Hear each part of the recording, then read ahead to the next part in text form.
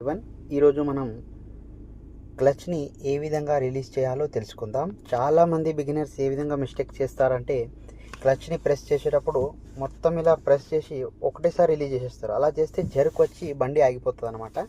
ఇంకొక ట్రిక్ ఏంటంటే మనం క్లచ్ ఏది, బ్రేక్ ఏది, ఎక్సిలేటర్ ఏది తెలుసుకోవాలంటే చాలామంది కన్ఫ్యూజ్ అవుతూ ఉంటారు. ఏం లేదండి, ఈజీగా ఏబిసి ఇట్లా రివర్స్గా ఏబిసి. ఏ అంటే accelerator, brake, clutch.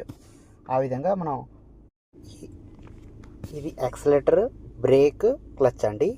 ABC accelerator, brake, clutch. ఆ విధంగా అండి. చాలామంది అలా స్లోగా రిలీజ్ ఎలా చేయాలంటే మనం పూర్తిగా క్లచ్ని నొక్కిన తర్వాత మనం మనసులో ఇట్లా అనుకోవాలండి, 1 2 3 ఇట్లా మనం కౌంట్ చేసుకుంటే ఏమవుతుందంటే ఒక బైటింగ్ పాయింట్ అనేది మనకు అర్థమవుతుందండి. ఎప్పుడైతే మనం బైటింగ్ పాయింట్ అంటే ఏంటంటే మనం ఒక లెవెల్లో వచ్చిన కానీ బండి మూవ్ అవ్వడం స్టార్ట్ అవుతుందండి ఇట్లా స్లోగా.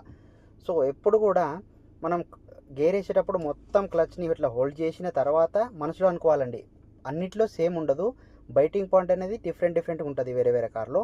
మన కార్లో అయితే ఇక 1 2 3 స్టార్ట్ అవుతుందండి, బండి మూవ్ అవ్వడం స్టార్ట్ అవుతుంది. ఈ విధంగా మనం తెలుసుకోవాలి.